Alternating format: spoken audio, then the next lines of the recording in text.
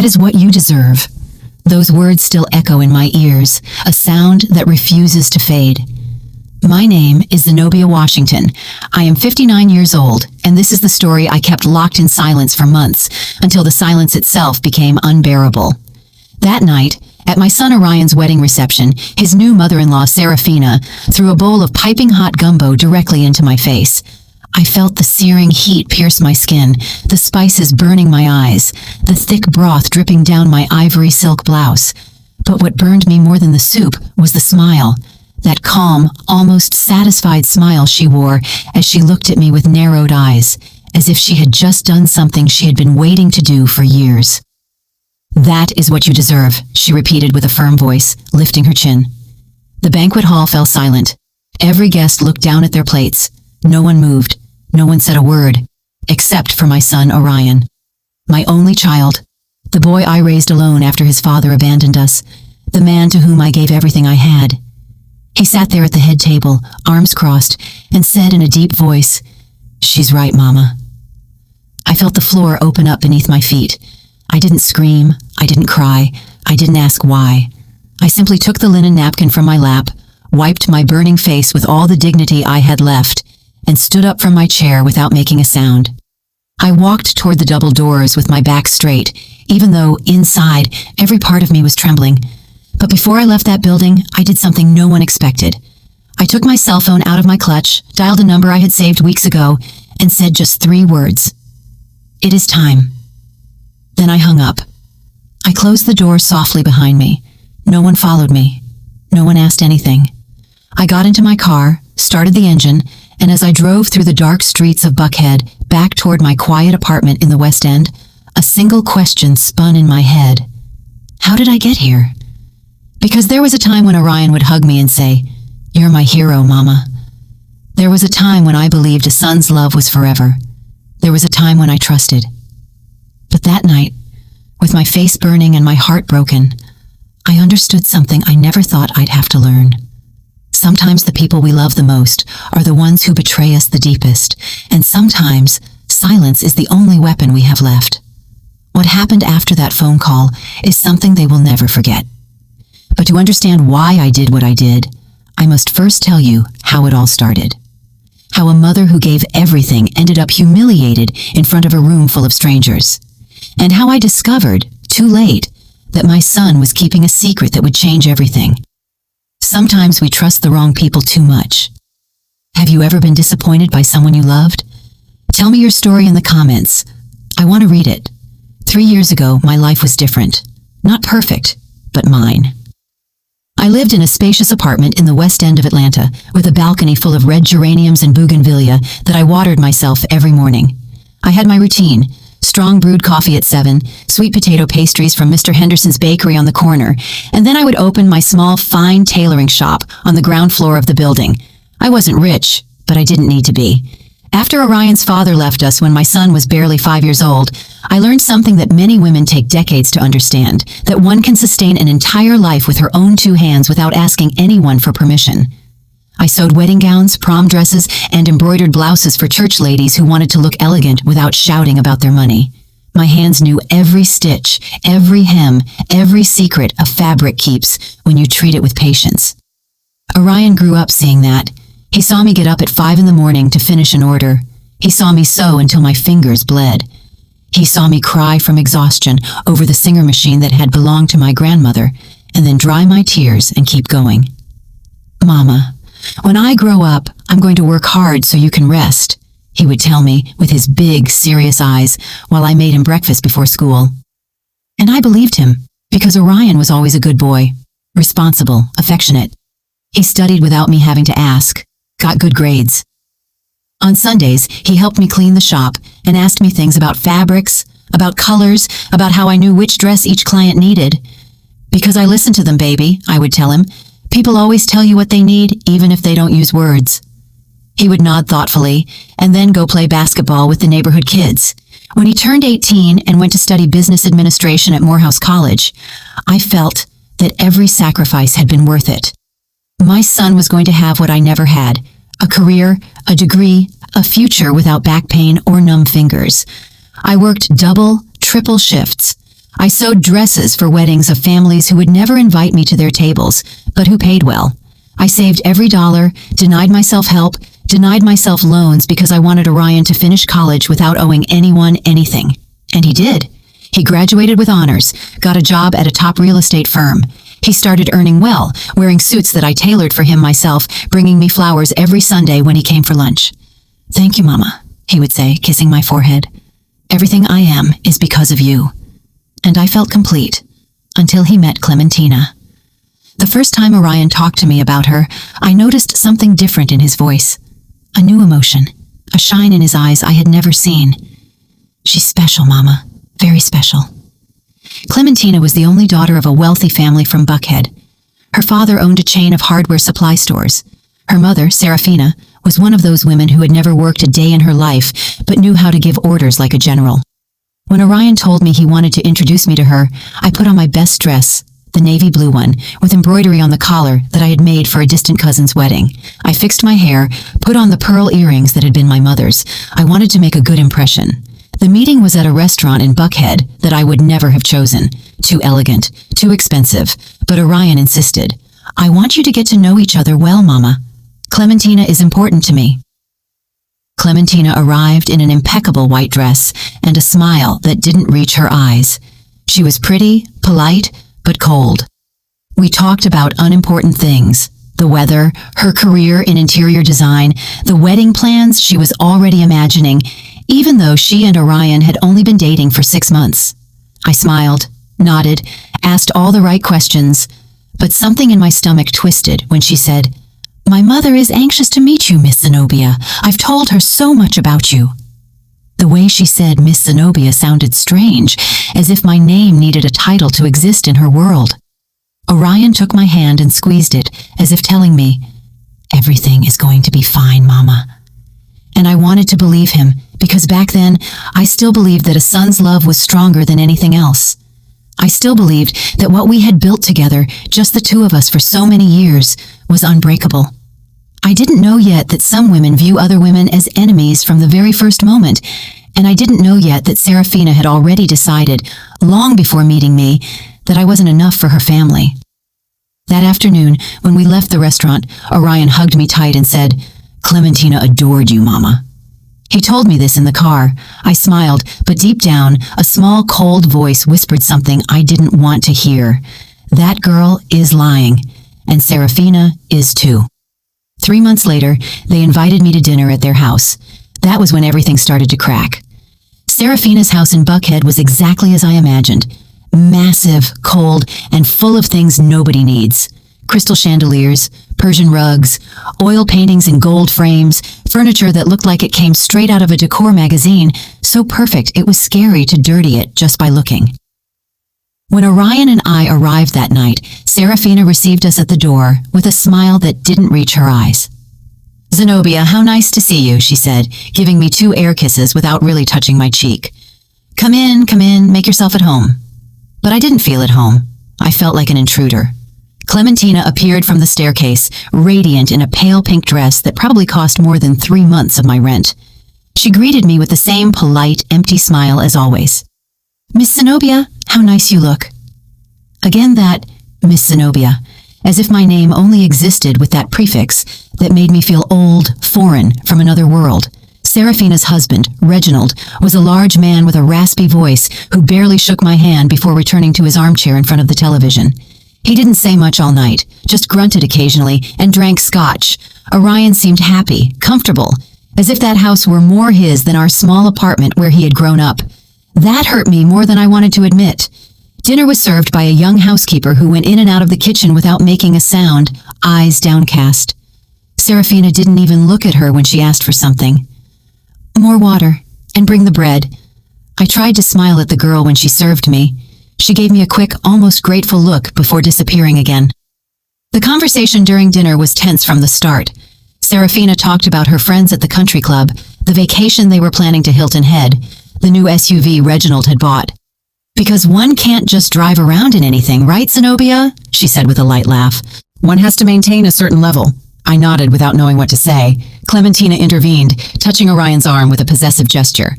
Mama, I already told Orion that when we get married, he has to think about a bigger car. That car he has is very modest. Orion laughed uncomfortably. The car is fine, babe. It serves me well. But we're going to have children, aren't we? Clementina insisted with a sugary voice. We need space, safety. Besides, my dad can help you with the down payment. I felt a knot in my stomach. My son had bought that car with his own money. I had watched him work hard to get it, and now this girl was talking about it as if it were an embarrassment. I think Orion knows what is best for him, I said with a calm but firm voice. Serafina stared at me for the first time all night. Of course, Zenobia. Orion is a very smart young man. That's why I'm sure he'll make the right decisions for his future, for his new family. The way she said, his new family, was like a silent slap, as if I no longer formed part of that future. Orion said nothing, just kept eating with his head down, and I understood something terrible in that moment. My son was letting them push me aside. Serafina kept talking. Now about the wedding. Clementina and I are already looking at churches. The wedding will be at the cathedral, of course. It's where my parents got married, my grandparents, the whole family, and the reception at the St. Regis. Nothing too ostentatious, but elegant. Because things must be done properly, right? I nodded, feeling my throat close up. No one had asked me anything. No one had included me in these plans.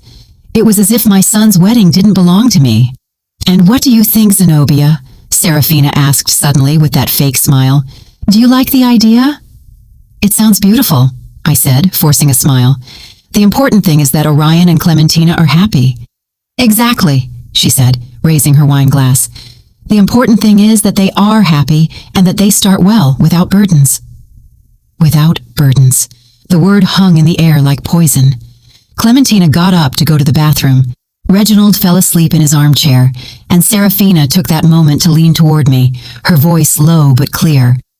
Zenobia, you seem like a reasonable woman, so I'm going to be direct with you. Orion is a good boy, but he's accustomed to a certain life, a simple life, and that's fine. But now he is going to be part of our family, and our family has expectations. Expectations? I repeated, feeling the heat rise up my neck. Yes, expectations. Clementina needs stability, a husband who can provide, and Orion needs to focus on his future, not on the past. Her eyes bored into me. The past? I whispered. Don't misunderstand me, Zenobia. I know you've done a lot for your son. That is admirable. But now it is time for him to fly alone, without strings, without emotional dependencies. I felt as if she had stabbed a knife into my chest. I have never been a burden to my son, I said, my voice trembling but firm. Of course not, she said, smiling.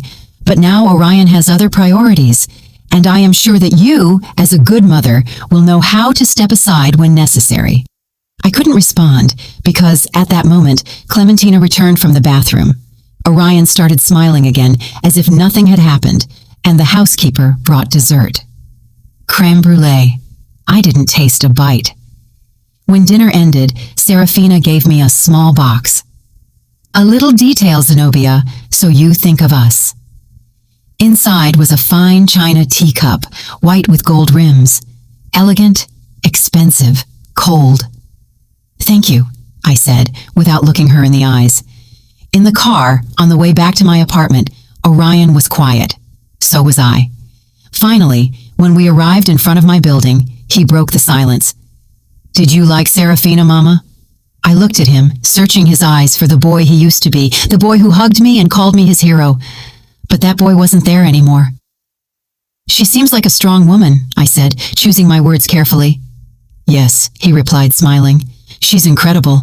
She and Clementina are very close. It's nice to see that. And us? I wanted to scream. We aren't close anymore? But I said nothing. I just got out of the car, said goodbye with a kiss on the cheek, and walked up the stairs to my empty apartment.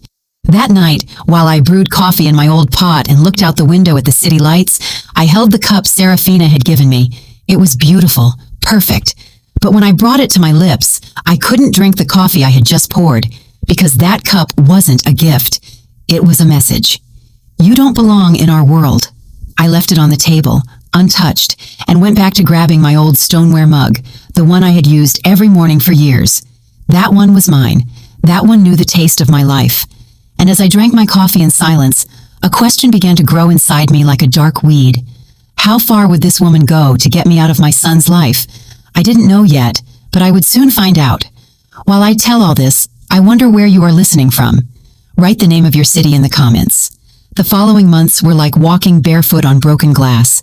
Every step hurt, but I kept moving forward, smiling, telling myself that everything would be okay, that it was normal, that this is how things are when a son gets married, that I had to learn to let go. But the truth is, they weren't letting me let go. They were ripping me away. Orion started visiting less. Before, he came every Sunday without fail. He'd arrive with pastries. He'd help me move furniture to clean. He'd stay to eat and tell me all about his week. But after that dinner at Serafina's house, the visits became bi-weekly, then monthly, then sporadic, always with the same excuse. Sorry, Mama. Clementina and I had plans with her family. Sorry, Mama. Serafina invited us to lunch at the club. Sorry, Mama. We have to see about the wedding. Always Clementina. Always Serafina. Always them. I said it was fine. That I understood. That he was busy. But inside, something was dying little by little. One afternoon, Orion called to tell me that Clementina wanted me to go with them to choose the wedding dress. Really? I asked, my heart jumping in my chest. Yes, Mama, Clementina insisted. She says you're an expert in fabrics and wants your opinion. For the first time in weeks, I felt hope. Maybe I had been wrong about Clementina. Maybe she did want to include me. Maybe it was all a matter of giving it time. On the day of the appointment, I arrived half an hour early at the boutique, an elegant shop in Buckhead, with dresses that cost what I earned in 6 months. Clementina arrived late, accompanied by Serafina and 3 friends who wouldn't stop laughing and taking photos with their phones. Miss Zenobia, Clementina said, kissing my cheek. I'm so glad you came. We need your expert eye. I sat on a velvet sofa while she tried on dress after dress. All beautiful, all expensive, all looking the same to my eyes. The friends applauded. Serafina gave orders to the shop assistant, and I sat there, quiet, without anyone asking me anything. Until Clementina came out in a French lace dress, strapless, with an endless train. What do you think, Miss Zenobia? She asked, twirling in front of the mirror. All eyes turned to me. I took a deep breath and told the truth. It is beautiful, but I think the strapless cut doesn't flatter you as much. You have delicate shoulders. A dress with lace sleeves or thin straps would highlight your figure better. The silence was immediate. The friends stopped smiling. Serafina looked at me with cold eyes, and Clementina let out a nervous laugh. Ah, well, it's just that this type of dress is what's in fashion. Miss Zenobia, I don't know if you are very up to date with trends. Her friends laughed. Quietly, but loud enough for me to hear. Serafina stood up and put a hand on Clementina's shoulder. My baby, you look spectacular in everything. Don't worry, this dress is perfect. We're taking it. Clementina smiled, relieved. Yes, Mama. You're right, Mama. Clementina had called Serafina Mama, and she still called me Miss Zenobia. I stayed seated on that invisible velvet sofa while they kept talking about veils, headpieces, and designer shoes. No one asked me anything again. When we left the boutique, Orion was waiting for us outside. Clementina ran to him and showed him photos of the dress. Isn't it true I'm going to look precious, love? You're going to be the most beautiful bride in the world, he said, kissing her. I hung back, clutching my purse, feeling like a shadow. Orion finally saw me. How did it go, Mama? Did you like the dress? It's lovely, I said, forcing a smile. Thank you for coming. I know this is important to Clementina and to you, I wanted to shout. It's not important to you that I'm here. But I just nodded. Of course, baby. That's what I'm here for. Serafina approached, took Orion by the arm, and said in a soft voice, Orion, will you join us for lunch? We have to talk about the final wedding details. Of course, Serafina. Mama is coming too, right? Clementina asked, looking at me with that polite, empty smile. Before I could answer, Serafina said, Oh no, my dear. Surely Zenobia is tired. Besides, we are going to talk about very specific organizational things. We don't want to bore her. Orion said nothing. He didn't defend me, didn't insist, didn't say, My mother is coming with us. He just said goodbye with a kiss on the cheek and left with them. I stood on the sidewalk watching them walk away, and for the first time I cried in public. Not much, just a few quick tears that I wiped with the back of my hand before anyone saw me. I took the bus back to my apartment. I didn't want to spend money on an Uber. When I got home, I made coffee in my stoneware mug, the same one as always, the one that knew the taste of my life. The china cup Serafina had given me was still on the table, untouched, gathering dust.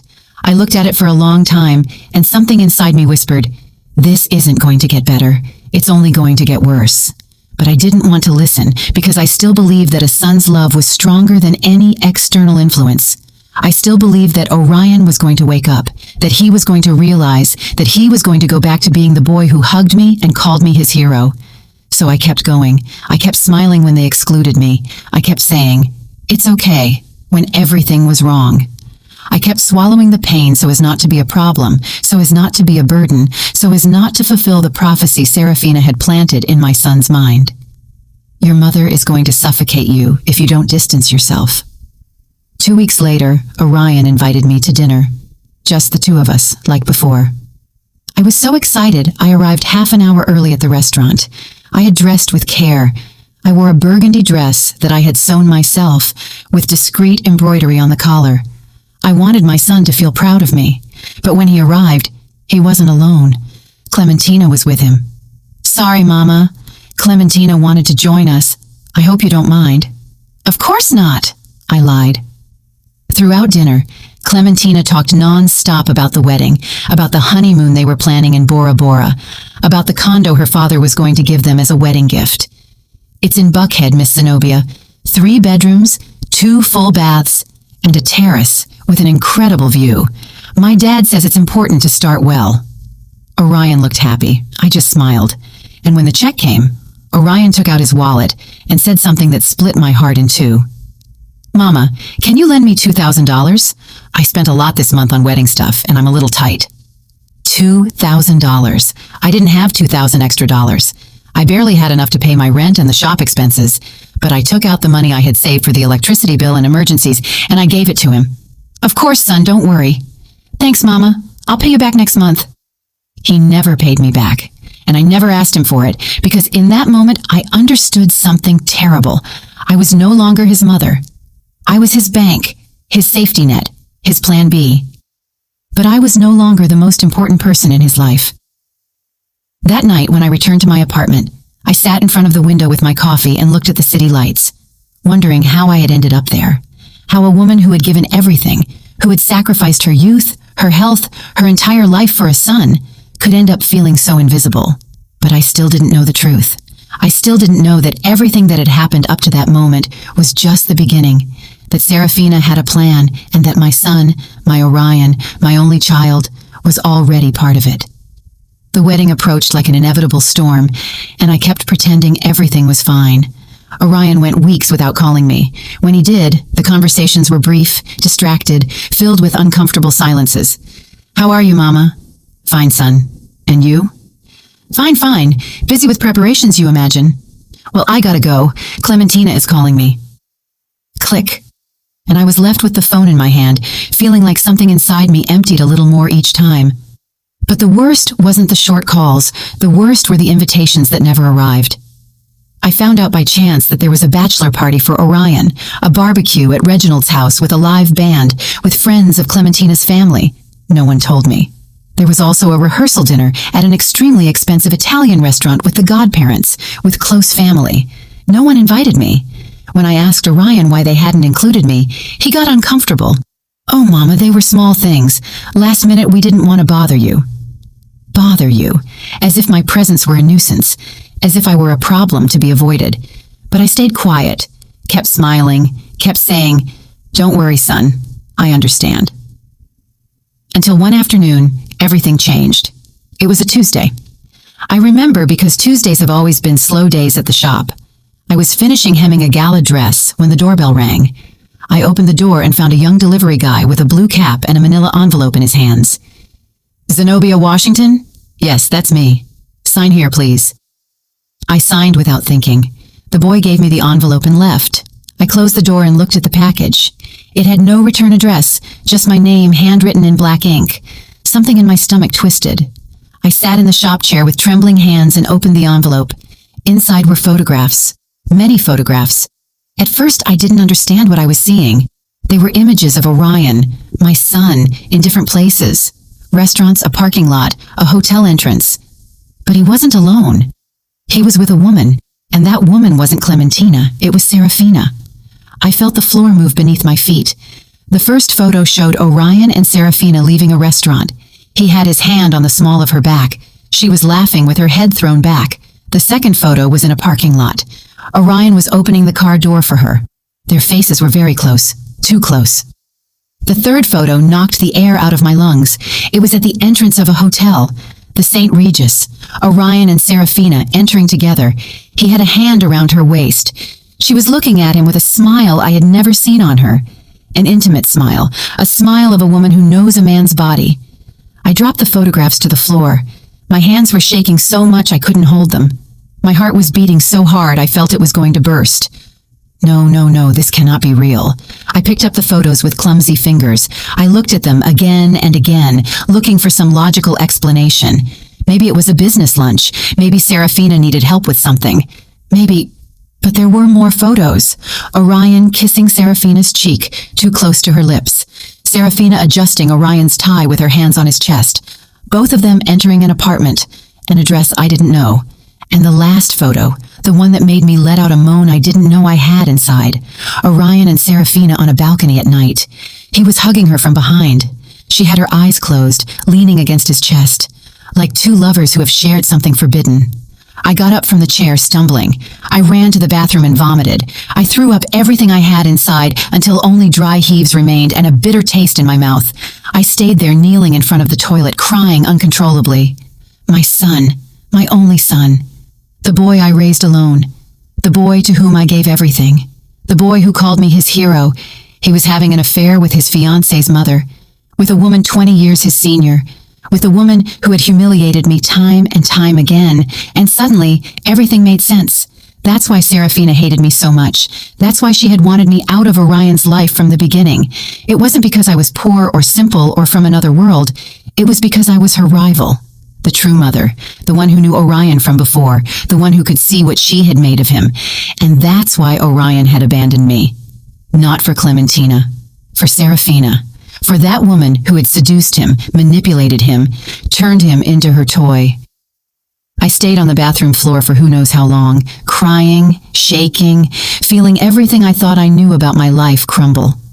When I finally managed to get up, I washed my face with cold water and returned to the shop. The photographs were still there, scattered on the chair. I picked them up one by one with hands that no longer trembled because the shock was giving way to something else. Something cold. Something hard, something I didn't know existed inside me. I put the photos back in the envelope and sat in front of my sewing machine, looking at the black thread hanging from the needle. I thought about all the times Serafina had humiliated me.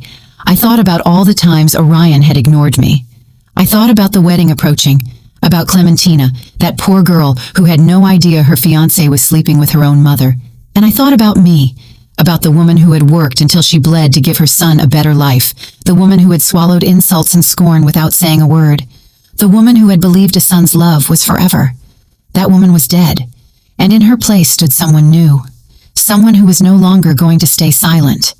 I took my phone and dialed a number I had saved months ago when a client had told me about a private investigator who had helped her discover her husband's infidelity. "Good afternoon, this is Zenobia, Washington. I need your services." The voice on the other end was professional, neutral. "Tell me how I can help you, Ms. Washington." "I need more information, more proof, dates, places, everything you can get on two people, their names, Orion Washington and Serafina Vance." There was a pause. "Any relationship between them?" "Yes," I said, with a voice that no longer trembled. "He is my son, and she is his fiancée's mother." Another longer pause. "I understand. And what do you plan to do with the information, Ms. Washington?" I looked out the shop window. The city lights were starting to turn on. The sky was dyed orange and violet. "I don't know yet," I said, "but when I know, I want to be prepared. I'll email you my quote. And Ms. Washington, yes, some truths hurt more than the lie. Are you sure you want to know?" I closed my eyes. I thought of my son, of the boy he had been, of the man he had become. And I said something I never thought I would say. It no longer matters what hurts. I need the truth. I hung up the phone, made myself a coffee in my stoneware mug, and waited. Because now I knew that the wedding wasn't the end of this story. It was just the beginning, and I was no longer going to be the silent victim. I was going to be the woman who knew, the woman who waited, the woman who, at the right moment, would make a single phone call and everything would crumble. Have you also kept a painful secret? Have you discovered something that changed everything you thought you knew? Tell me in the comments. The private investigator's name was Booker Hughes. He was a man of about 50, ordinary looking, with glasses and a calm voice that inspired confidence. We met in a discreet coffee shop in Decatur, far from anywhere anyone might recognize me. He brought me a thick manila folder full of papers, photographs, and reports. "Ms. Washington," he said calmly, "I found what you asked for, but before I show you, I need you to take a deep breath." "I already know what I'm going to see," I said with my hands clasped on the table. "No," he replied, looking me in the eyes. "Believe me, you don't know." He opened the folder, and my world finished breaking. The first photos were similar to the ones I had received in the anonymous envelope. Orion and Serafina in restaurants, hotels, in an apartment in Midtown that, according to the investigator, she had rented specifically for their encounters. "This apartment is leased to a shell company," Booker explained, "but I traced the payments. They all come from Serafina Vance's personal account." I felt nauseous again, but I forced myself to keep looking. There were hotel records.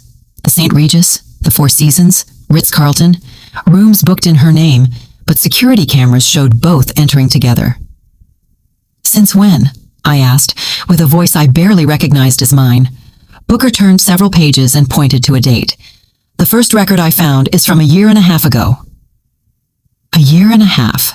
My son had been sleeping with his fiance's mother for 1.5 years, since before he and Clementina got engaged, since before I met that family. "There's more," Booker said with a grave tone. He showed me bank statements, transfers from Serafina's account to Orion's account, large amounts, 10,000 here, 20,000 there, 50,000 on one occasion. "What is this?" I whispered. "Payments," Booker said. "Your son is receiving money from her regularly." The word hung in the air like poison. Payments. My son wasn't just having an affair with that woman. He was letting her keep him. "Is there anything else?" "Yes," Booker continued, "and this is the most delicate part." He took out another set of documents. "I investigated the finances of Mr. Reginald Vance, Serafina's husband. He is bankrupt. The hardware chain that is supposedly so successful is on the verge of collapse.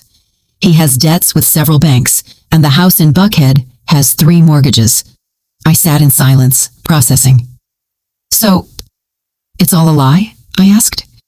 "The wealth, the money, the status, it's a facade," Booker confirmed. "A very well-constructed facade, but it's falling apart, and I think Serafina knows it. That's why she's using her daughter." "Using Clementina? How?" Booker took out more papers. "Clementina inherited a considerable fortune from her maternal grandmother 2 years ago, close to $4 or $5 million in property and bank accounts, but that money is in a trust that can only be touched under certain conditions." "What conditions?" "That Clementina gets married. Once married, she has full access to that inheritance, and if something were to happen to Clementina while married, the money automatically passes to her spouse." I felt the air escape my lungs. "Orion," I whispered. "Exactly," Booker said. "If Orion marries Clementina and something happens to her, he inherits everything. And considering the relationship he has with Serafina..." He didn't finish the sentence. He didn't have to. "Do you think they plan to harm Clementina?" I asked, feeling horror rise up my throat. "I don't have proof of that," Booker said carefully. "But I do have proof that Serafina is a very controlling, very ambitious, and very desperate woman. And your son, Ms. Washington, forgive me for saying it this way, your son is completely under her control." I closed my eyes. I thought of my Orion, of the boy who hugged me, of the young man who graduated with honors, of the man I thought I had raised. At what moment had he become this? At what moment had he stopped being my son and become the puppet of an unscrupulous woman? "There is one last thing," Booker said, "and it is the most important." He took out an audio recording, a small device. "I managed to place a microphone in the Midtown apartment. It's illegal, I know, but I thought you needed to hear this." He pressed the play button, and I heard my son's voice. What if Clementina finds out? It was Orion. He sounded nervous. Then Serafina's voice, soft, manipulative, maternal, and seductive at the same time. She won't find out, my love. Clementina is foolish. She only sees what she wants to see. But when we get married, how are we going to continue this? Orion, listen to me well. A pause. Sounds I didn't want to imagine. Then Serafina spoke again with a firm voice. Clementina is not going to be a problem for long. You marry her. Wait a year, maybe 2. And then, things happen. Accidents happen. Serafina, I can't. You can't what? You can't be happy? You can't have the future you deserve? Orion, I love you. I love you like Clementina never will. And when all this is over, we will be together, you and I, with all the money we need, without hiding. A silence. And then my son's voice, so low, I barely heard it. Okay, I'll do what you ask. Booker stopped the recording. I couldn't move. I couldn't breathe. I couldn't think. My son, my only son, the boy I raised with my own hands, the boy I taught about kindness, honesty, dignity. He was planning to marry an innocent girl to inherit her fortune, and he was letting a psychopathic woman put the idea in his head that Clementina had to disappear. What are you going to do, Ms. Washington? Booker asked softly. I looked at the photographs scattered on the table. I looked at the documents, the bank statements, the evidence of a conspiracy so twisted it seemed taken from a soap opera. But it was real, and it was my son. I don't know, I whispered. I don't know what I'm going to do. You can go to the police, Booker suggested. With this information, they can stop the wedding. They can investigate Serafina and Orion. What would happen to my son? I asked, tears falling down my cheeks. Booker didn't answer because we both knew the answer. Orion would go to jail for fraud, for conspiracy, maybe for attempted murder. If they managed to prove his intentions, my son would spend years in prison, and I would be the one who put him there. Think about it, Booker said, and when you decide what to do, call me. I'll be available. He gave me his card, paid for the coffee, and left. I stayed sitting in that coffee shop for hours with the folder in my hands, feeling everything that had been my life turning into ash. I thought about going to the police. I thought about talking to Clementina, warning her, saving her. I thought about confronting Orion, shouting at him, asking him how he could have become this. But I did none of that, because I needed something more than just justice. I needed Orion to see, to understand, to feel the weight of what he had done. I needed Serafina to lose everything she had gained with her manipulations, and I needed to do it in a way that no one could say I was the villain, because I wasn't going to be the mother who destroyed her son. I was going to be the mother who let him destroy himself. And then, when he was at the bottom, when he had lost everything, maybe, just maybe, he would remember who I was and what he had been before that woman poisoned him. I took the folder, put it in my purse, and left the coffee shop with my back straight and my head held high. The wedding was in 2 weeks, and I had a plan that started with a simple acceptance. I was going to go to that wedding, I was going to sit at that table, and when the exact moment arrived, I was going to make a single phone call, and everything would crumble. Because sometimes the best revenge isn't to attack, it's to let the truth do its work. The night of the wedding arrived like a storm everyone expected except me, because I knew that night wasn't going to be a celebration. It was going to be a revelation. I dressed carefully. I chose a simple navy blue dress I had sewn years ago. Nothing ostentatious, nothing that drew attention. I pulled my hair into a discreet bun. I put on my mother's pearl earrings. I wanted to look dignified because I knew this would be the last time Orion would see me as his mother. The ceremony was at the cathedral as Serafina had planned. A beautiful church full of white flowers and candles. There were more than 200 guests. Elegant people, moneyed people, people who looked at me sideways wondering who that simple woman sitting alone in the 5th row was, because they hadn't even given me a seat in the front rows. Clementina's family occupied the entire right side of the church, and on the left side where the groom's family should be, there were only 3 of us, me, a distant aunt of Orion's who barely knew him, and a cousin who came more for the free food than for affection. That was all that was left of our family. When Orion walked to the altar, my heart skipped a beat. He looked handsome, elegant, mature, in a dark gray suit I knew he hadn't paid for, with his hair perfectly combed, with a nervous but happy smile. For a moment, just for a moment, I saw the boy he used to be again, and I almost regretted what I was about to do. Almost. But then I saw Serafina. She was sitting in the front row in a champagne-colored dress that screamed money, her hair perfectly styled, her jewels shining under the candlelight, and when Orion passed in front of her on his way to the altar, Serafina shot him a look I knew very well, a look of possession, a look that said, "You are mine." And Orion responded with a small, complicit, intimate smile just before standing at the altar to wait for his bride. I felt bile rise in my throat. Clementina walked in on her father's arm. She looked beautiful, innocent, radiant. The strapless dress she had chosen, despite my advice, fit her well. I had to admit it. Her face shone with happiness. She knew nothing. That poor girl had no idea she was walking toward her own trap. The ceremony was long. The priest spoke about love, fidelity, commitment. Every word was like a dagger in my chest, because I knew it was all a lie. When it came time for the vows, Orion took Clementina's hands and said firmly, "Clementina, I promise to love and respect you every day of my life. I promise to be your partner, your support, your refuge. I promise to build a future with you based on truth and trust." I had to bite my lip not to scream, "Liar, liar, liar."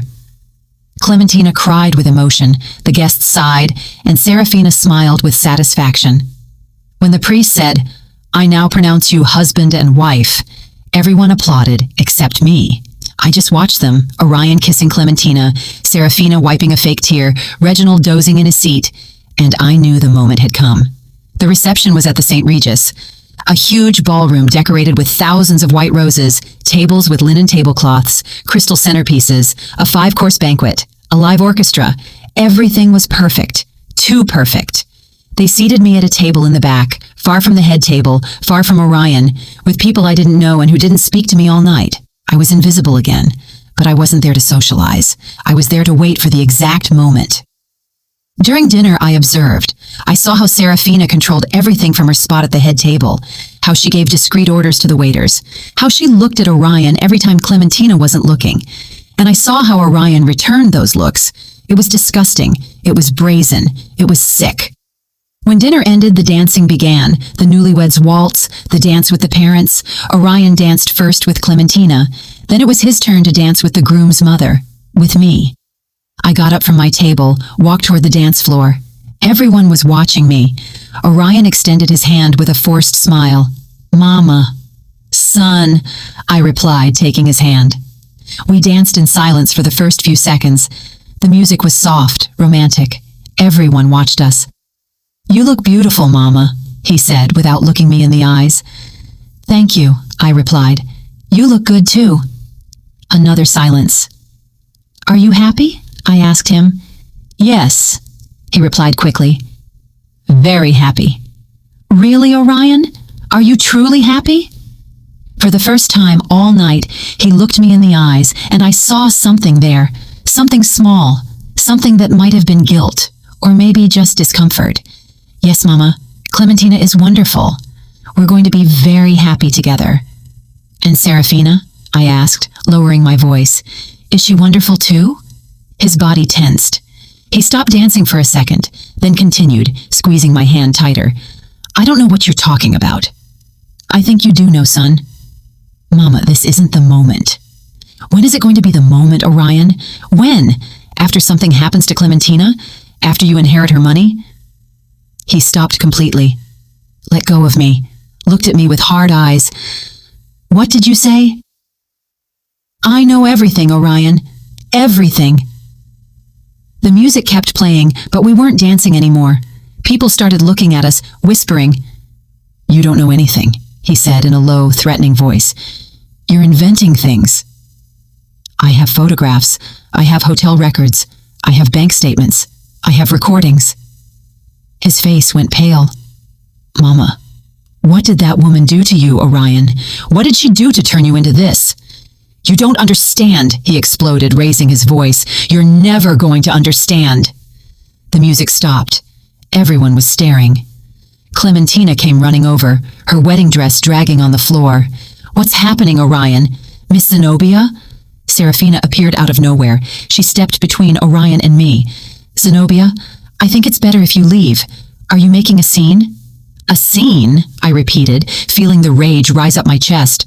I'm making a scene? Yes, she said firmly.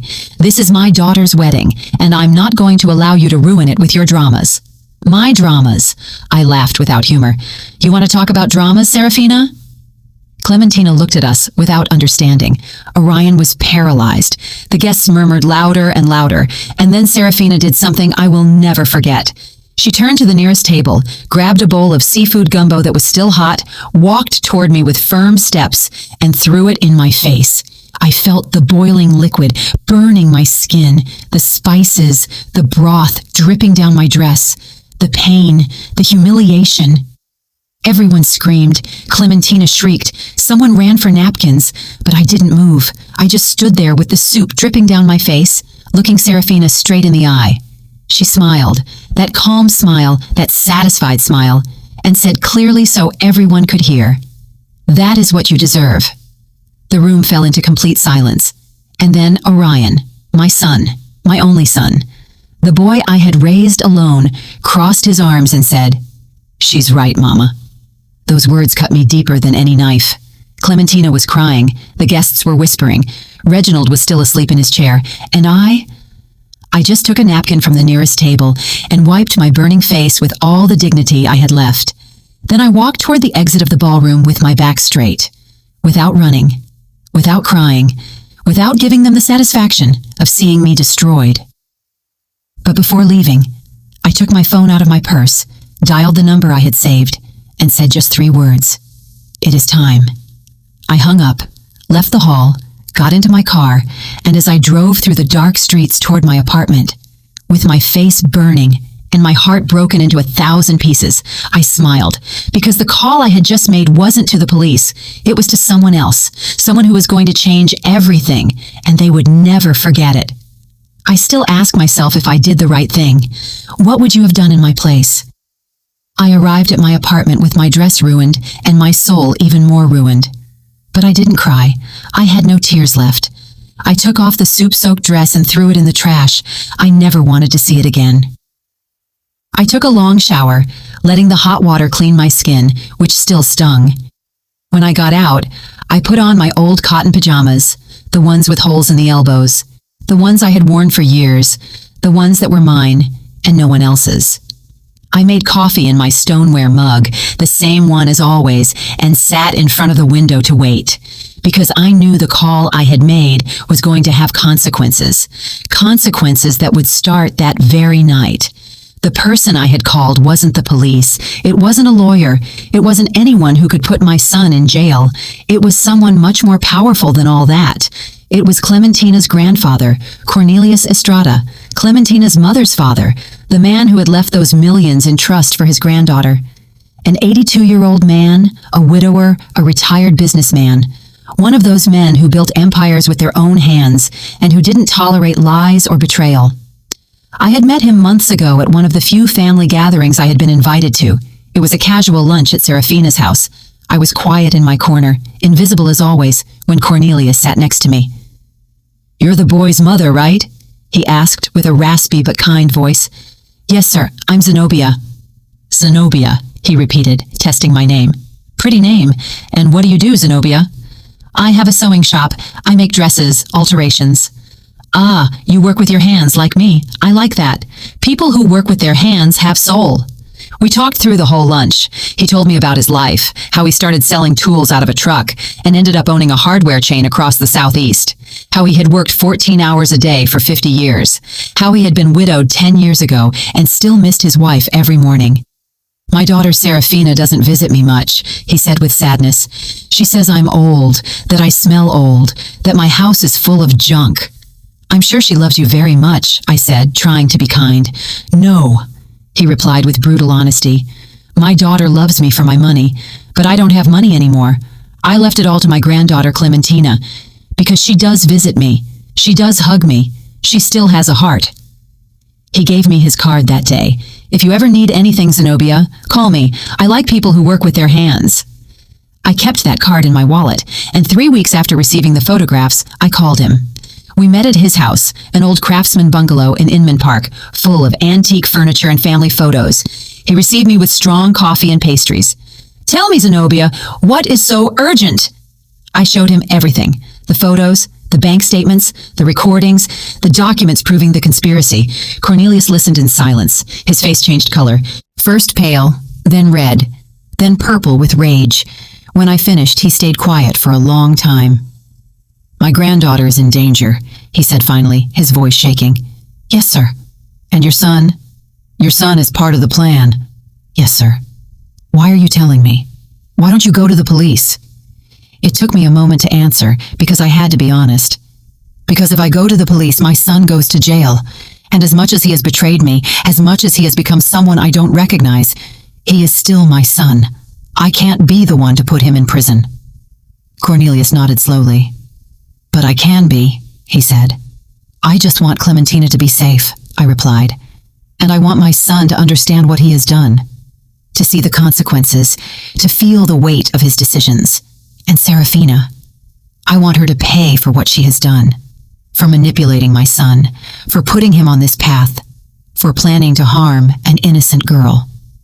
Cornelius took my hand in his, old hands, full of spots and wrinkles, but still strong. "Zenobia, you are a wise and brave woman. I am going to help you, but I need you to promise me something. Anything. Zenobia, when everything explodes, and believe me, it is going to explode, you are going to suffer. Your son is going to hate you. People are going to talk. You are going to be alone." "I am already alone," I said calmly. "No," he replied. "You still have hope. But when this ends, that hope is going to die. Are you prepared for that?" I thought of Orion, of the boy he had been, of the man he had become. And I said, "Yes, I am prepared."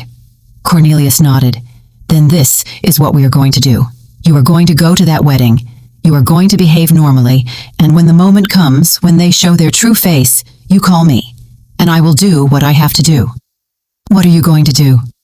"First, I am going to get Clementina out of that house that same night. I have lawyers, I have doctors. I am going to prove my daughter is incapable of caring for her own daughter. I am going to get a protection order. And the money, the trust, will be frozen immediately. Neither Clementina nor anyone else will touch that money until a judge decides what to do. And believe me, with the proof we have, the judge will decide in my favor." "And Orion?" Cornelius looked at me with sadness. "Your son won't go to jail because technically he hasn't committed a crime yet. He's just a fool who let himself be manipulated by an unscrupulous woman. But he is going to lose everything. The marriage, the money, the family, the reputation. He is going to be left with nothing." "Good," I said firmly. "That is exactly what he deserves." And that was how we arrived at this moment. Me, sitting in my apartment, drinking coffee, waiting. At 11 o'clock p.m., my phone rang. It was Cornelius. "It is done, Zenobia." "What happened?" "I arrived at the St. Regis with my lawyers and 2 police cars. I told Clementina I needed to speak with her urgently. When she saw the photographs, when she heard the recordings, she fainted. We had to take her to the hospital." "My God, is she okay?" "Physically, she is fine, but emotionally, that girl is destroyed." "I'm so sorry. It's not your fault, Zenobia. It is my daughter's fault and that boy's fault." "What happened with Orion and Serafina?" Orion tried to explain, tried to say it was all a lie, but when he saw the proof, he fell silent. He stood there in his groom's suit, surrounded by guests who were whispering and pointing at him without saying anything. And Serafina, that woman, Cornelius's voice filled with contempt.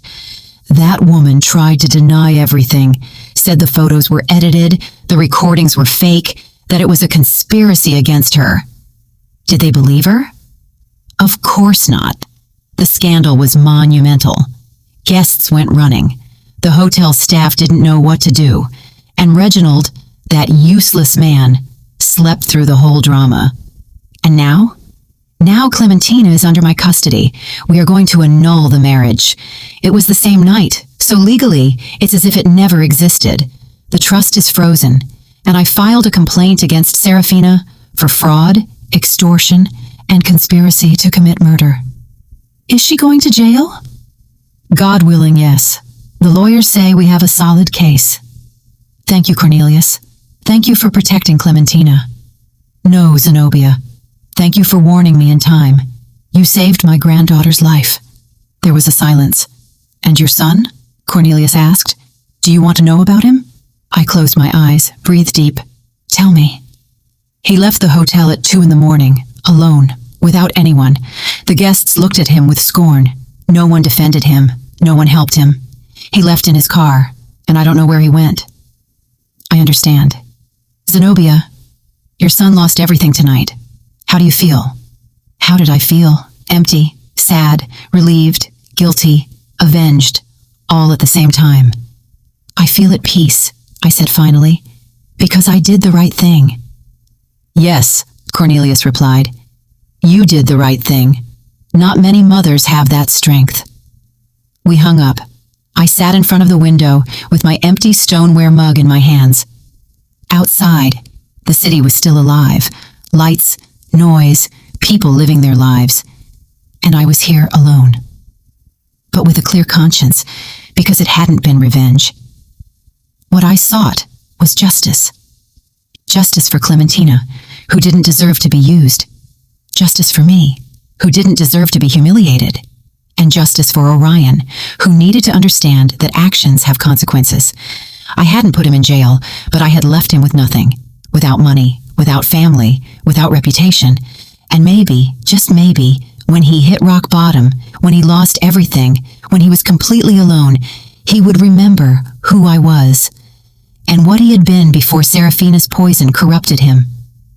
That night I slept deeply, for the first time in months, without nightmares, without anguish, without that knot in my stomach that had accompanied me since I received those first photographs, because I had done what I had to do, not with rage, not with a thirst for vengeance, but with the cold clarity of one who understands that sometimes the greatest love you can give someone is to let them face the consequences of their own decisions, even if that means watching them fall, even if that means losing them forever. The days after the wedding were strange, silent, as if the world had stopped. I heard nothing from Orion for a week. He didn't call, he didn't write, he didn't come looking for me. And I didn't look for him either, because I knew he needed time to understand what had happened, to process the magnitude of what he had lost. And I needed time to heal. Cornelius called me every 2 days to tell me how things were going. Clementina was in intensive therapy, not psychiatric, but emotional. She had fallen into a deep depression after discovering the man she had married was having an affair with her own mother. It's too big a betrayal, Cornelius told me, too twisted. My granddaughter doesn't understand how it could happen, and neither do I. How is she? Fragile, very fragile, but she is 18. She is young. She will heal. With time, she will heal. The scandal spread like gunpowder through the whole city. Social media exploded. Someone had recorded part of the confrontation at the St. Regis and uploaded it to the internet. The video went viral in hours. Orion leaving the hotel alone, his suit rumpled, his face undone, Serafina screaming at Cornelius's lawyers, Clementina being taken out on a stretcher. People commented, speculated, invented theories. Some said Orion was a victim, that Serafina had seduced and manipulated him. Others said he was an opportunist, a fortune hunter, a man without morals. The truth, as always, was somewhere in the middle. Orion wasn't completely innocent, but he wasn't completely guilty either. He was a weak man who had made terrible decisions because he didn't have the courage to say no. By the second week, Cornelius gave me more news. The DA accepted the complaint against Serafina. They are going to investigate her formally for fraud and conspiracy. How likely is it she goes to jail? With the proof we have? Very likely. The recordings are enough. The lawyers say she could face between 8 and 15 years. 15 years. Serafina, the woman who had humiliated me, who had manipulated my son, who had planned to harm her own daughter to keep her money, was going to pay. And Reginald? I asked. That poor man knew nothing. He's a drunk who has been disconnected from his family for years. The investigators confirmed he had nothing to do with the plan, but now he is alone. His wife is on her way to jail, his daughter hates him, and his business is bankrupt. Is he going to lose the house? Already lost it. The bank foreclosed last week. Now he is living in a rented room in Decatur on a miserable pension. I didn't feel pity for him, because Reginald had eyes. He had ears. He had been there in that house for years, watching his wife destroy lives, and he had done nothing. Sometimes complicity is as guilty as the action. In the third week, Orion finally sought me out. He arrived at my apartment at 8 at night without warning. He knocked on the door with soft blows. When I opened it, I almost didn't recognize him. He had a beard of several days, deep circles under his eyes, wrinkled clothes, unkempt hair. He had lost weight. He looked destroyed. "Mama," he said with a broken voice. I stood in the doorway without moving. "What do you want, Orion?" "I need to talk to you. We have nothing to talk about." "Please, Mama, just let me in." I hesitated. Part of me wanted to slam the door in his face, to tell him to leave, that he was no longer my son. But another part, that part that had carried that boy in my arms, that had sung him lullabies, that had cleaned his scraped knees, that part couldn't say no. I let him in. He sat on the chair in the shop, the same chair where I had received the first photographs, where everything had started to break. "Do you want coffee?" I asked out of pure habit. "No, thanks." I sat across from him, waited. Orion took a long time to speak. When he finally did, his voice was barely a whisper. "I'm sorry, Mama." "What are you sorry for?" "Everything. Everything I did. Everything I did to you." "And Clementina? Are you sorry for her too?" He nodded, tears falling down his cheeks. "Yes, especially for her. I didn't want to hurt her. I never wanted to." "But you did," I interrupted with a cold voice. "You planned to marry her to steal her inheritance. I heard the recording, Orion. I know what you said." It wasn't me talking. It was Serafina." "Are you going to blame Serafina for your decisions?" "She manipulated me, Mama. She made me believe that I was worth nothing without her, that you had raised me to be mediocre, that I deserved more." Every word was like a dagger. "And you believed her?" "Yes," he whispered. "I believed her." "Why, Orion?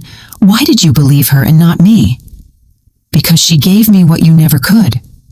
"Money, right?" "Well, yes, but not only that. She gave me attention.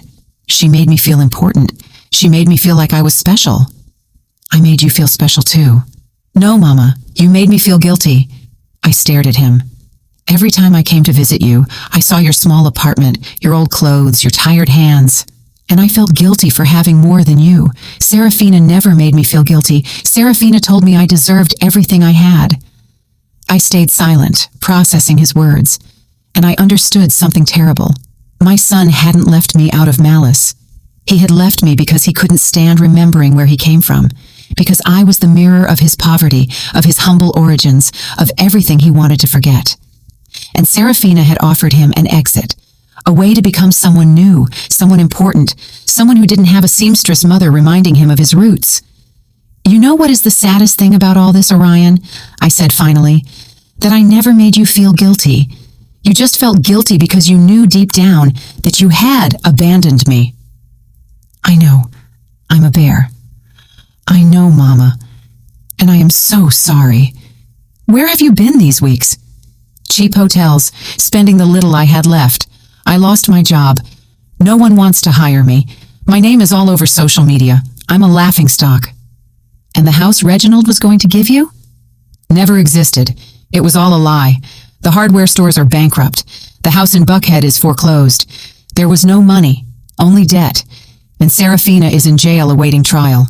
Her lawyers say she's going to be sentenced to 10 to 15 years. "Good," I said without remorse. Orion looked at me with red eyes. "Don't you feel anything for her?" "Should I? That woman destroyed her own daughter. She corrupted you. She humiliated me. She planned a murder. Why should I feel anything for her?" "Because I loved her." Those words pierced me. "No, Orion. You didn't love Serafina. You were obsessed with what she represented. Power, money, status. But that is not love." "Maybe you're right." We sat in silence for a long time. Finally, Orion asked what he had come to ask. "Can I stay here, Mama? Just for a few days? Until I find a job?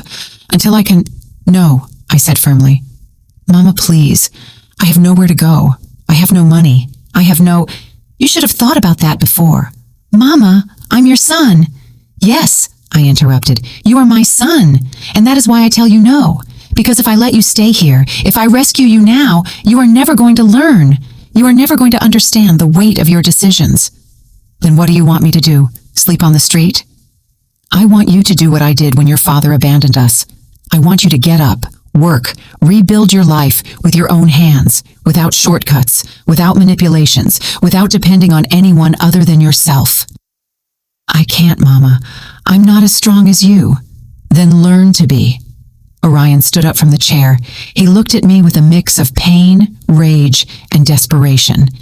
Someday, you're going to forgive me, Mama. Someday you're going to... Maybe, I interrupted. But that day is not today, nor tomorrow, nor next month. Maybe in years, or maybe never. That depends on you, on who you decide to be from now on. And if you change, and if you become someone better, then maybe, just maybe, we can talk again. But not as mother and son, but as two people who once knew each other and need to learn to know each other again. Orion nodded, crying. He walked to the door, opened it, and before leaving, turned one last time. I love you, Mama. I know, I replied, but love without respect means nothing. He left. I closed the door and stood there, listening to his footsteps fade down the hallway. I didn't cry because there was nothing to cry about. I had done the right thing, the hardest thing, the most painful thing, but the right thing. That night, while I drank coffee in my stoneware mug and looked out the window, I thought about everything that had happened. About how Serafina, that woman who believed herself so powerful, so smart, so superior, had ended up alone in a cell. About how Reginald, who had hidden behind alcohol for years, had lost everything he once had. About how Orion, who had sought wealth and status at any cost, had ended up with nothing. No money, no family, no dignity. And about how I, the humble woman, the seamstress, the mother no one respected, was still here. With my small apartment, with my shop, with my tired hands, with my stoneware mug, but with something they never had. Peace. Because life always collects its debts, not with violence, not with vengeance, but with time, with patience, with the silent justice that arrives when you least expect it. Serafina had called me crazy once. Years later, I knew she was alone in that cell, looking at blank walls without visitors, without love, without anything. And I wondered if in that moment, in that terrible void, she finally understood what she had lost. Not the money, not the status, but her humanity, her soul, everything that makes a life worth living. And Orion, my poor Orion, maybe someday he would understand that true wealth is not in what you have. It is in who you are, in how you treat people, in the dignity with which you face your mistakes. But that day hadn't arrived yet, and I couldn't wait for it, because my life, my precious life, kept moving forward, with or without him. 2 years have passed since that night. 2 years since I saw my son leave my apartment without a dime in his pocket and without a place to go. 2 years since I decided that the greatest love I could give him was to let him face the consequences of his own decisions. And in these 2 years, I have learned things I never thought I would have to learn. I have learned that silence can be more powerful than 1,000 words, that dignity is not negotiated, that forgiveness does not mean forgetting, and that sometimes letting go of someone you love is the bravest act you can do. My life has changed, not in spectacular ways. I didn't become rich. I didn't move to a big house. I didn't stop sewing. But it changed where it matters. In the deep. In the soul. I still live in my apartment in the West End. I still work in my shop. I still brew my coffee every morning in the same stoneware mug I've used for years. But I no longer feel invisible. I no longer feel small. I no longer allow anyone to make me feel less than I am. Because I understood something fundamental. A person's worth is not in how much money they have, or in what neighborhood they live, or who they associate with. A person's worth is in their capacity to remain standing when everything crumbles, in their capacity to choose the right thing even if it hurts, in their capacity to forgive themselves for not having been perfect. Cornelius became a very dear friend. He comes to visit me every 2 weeks. He always brings pastries from his favorite bakery and coffee. He prepares himself in his old house in Inman Park.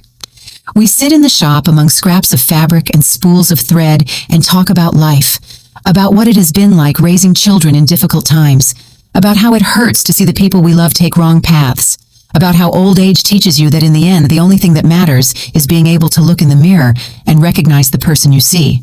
Clementina asked about you last week, he told me on his last visit. Yes? I asked, surprised.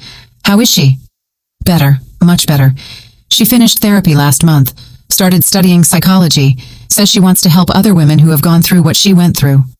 I'm so glad to hear that. She wants to meet you, Zenobia, says she wants to thank you for saving her. I felt a knot in my throat. I didn't save her. I just did what I had to do. That is exactly what saving someone means, Cornelius replied, with a sad smile. Doing the right thing, even if it costs you everything. Clementina came to visit me one October afternoon. She arrived alone, without warning, knocking timidly on the shop door.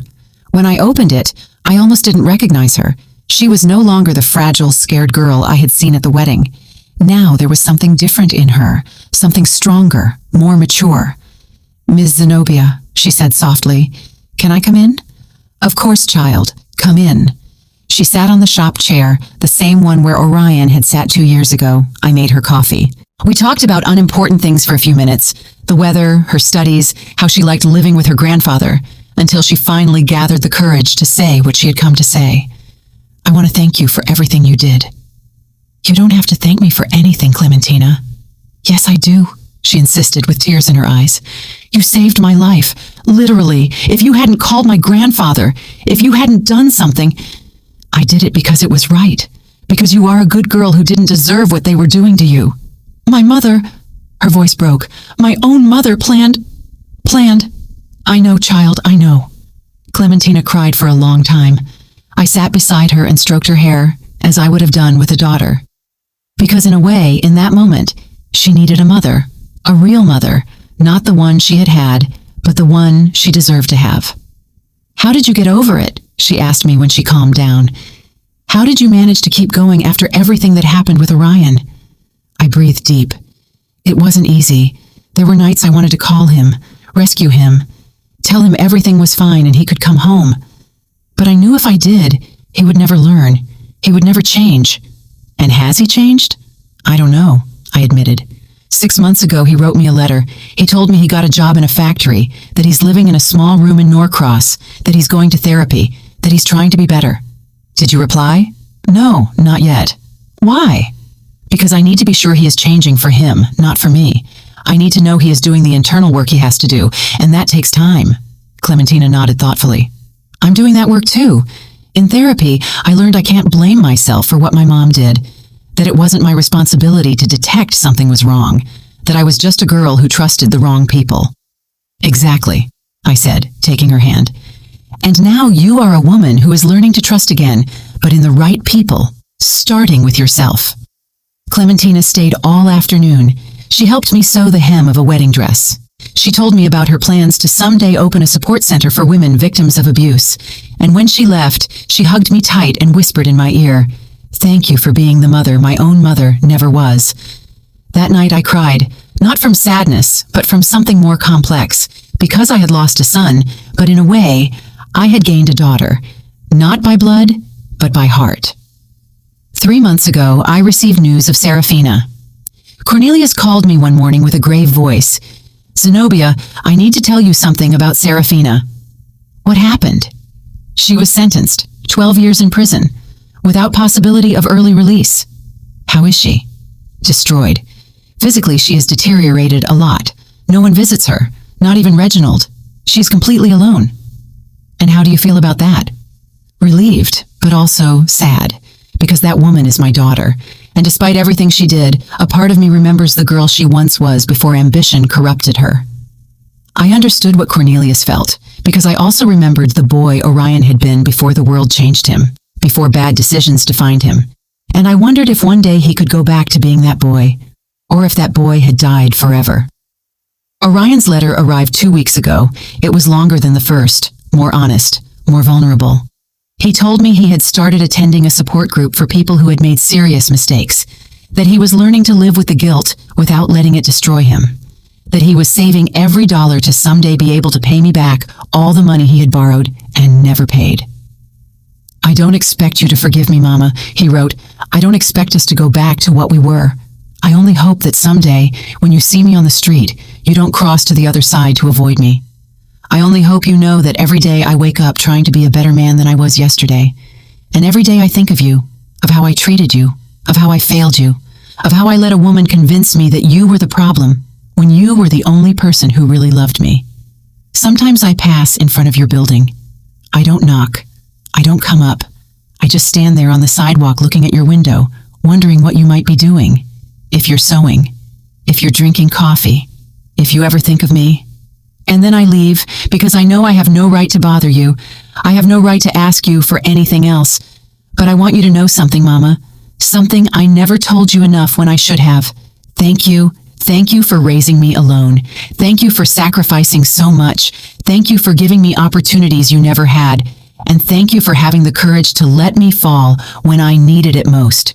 Because now I understand that you didn't let me fall out of hate. You let me fall out of love.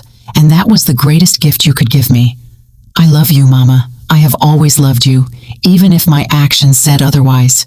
Your son, Orion. I read that letter 5 times. I cried through every reading, and then I put it in the drawer where I keep important things, next to the first photo of Orion when he was a baby, next to his graduation diploma, next to a note he wrote me when he was 8 years old that said, "Mama, you are my hero." I haven't replied to him yet, but I think I will soon, because I have learned that forgiveness is not forgetting what happened. Forgiveness is remembering what happened, feeling the pain, and still choosing to move forward without carrying that weight in your heart. It doesn't mean I'm going to forget. It doesn't mean things are going to go back to how they were before. But it means I am ready to build something new, something different, a relationship based not on what we were, but on what we can be. Last night I had a dream. I dreamed I was sitting in my shop sewing when they knocked on the door. I opened it, and it was Orion. But not the Orion of now, nor the Orion who betrayed me. It was the boy, my boy, with his big eyes and his innocent smile. "Mama," he told me, "I lost my way, but I think I found it again." And I hugged him and cried and said, "Welcome home, my son." When I woke up, I had tears on my cheeks, and I knew that dream was a sign. Not that everything was resolved, but that I was ready to start healing, to start forgiving, not just Orion, but myself, for not having been the perfect mother, for not having protected him from everything, for not having seen the signs sooner. Because the truth is that none of us is perfect. We all make mistakes. We all hurt people we love. We all get lost at some point.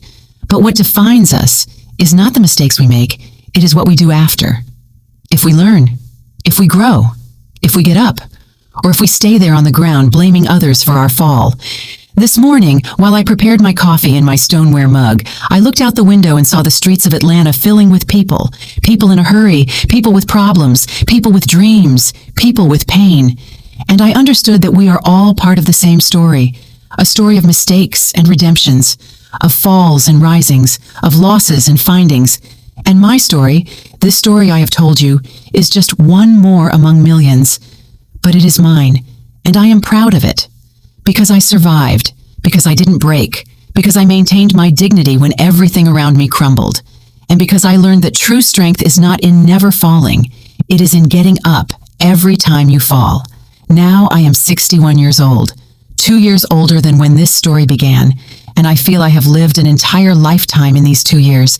I keep sewing wedding dresses for girls who dream of eternal love, and every time I sew, I think of Clementina, in her strapless dress, in how that day she thought she was starting the best stage of her life, and I pray that someday, when she is ready, she finds a real love, a love that sees her, that respects her, that values her, not for her money, not for her last name, but for who she is.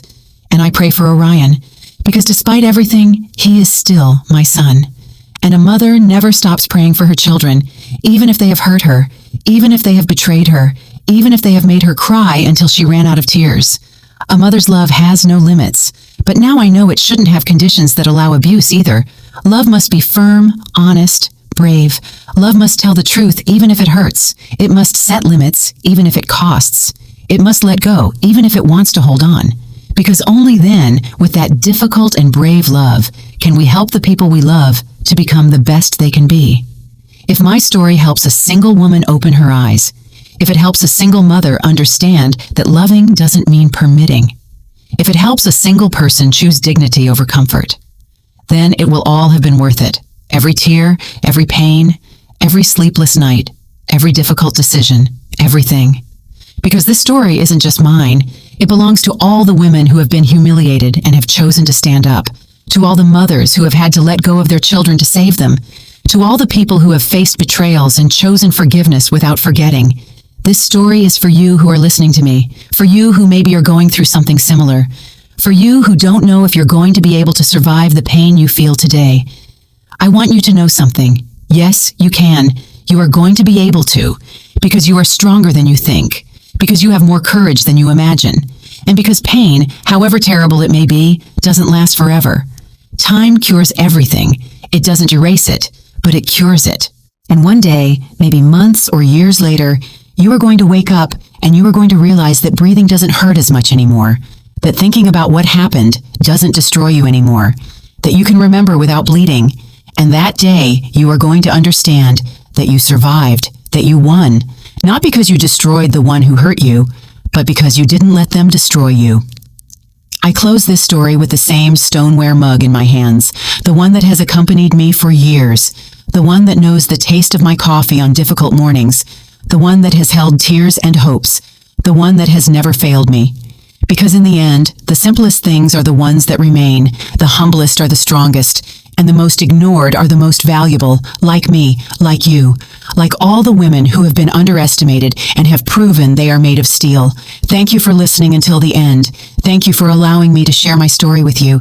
And remember, life always collects its debts, not with vengeance, but with truth, with time, with silent justice, and in the end, always, always good triumphs. Maybe not in the way we expected, maybe not when we expected, but it triumphs. Because the universe has a memory, and no one escapes the consequences of their own actions. Did you like the story, and which city are you listening from? Let's meet in the comments. If you like the story, you can support me by sending a super thanks so I can keep bringing more stories like this. Thank you so much for your sweet support. I'm looking forward to your comments on the story. On the screen, you can see 2 new life stories that I highly recommend. There's so much more on my channel. Don't forget to subscribe. See you in the next life story with love and respect.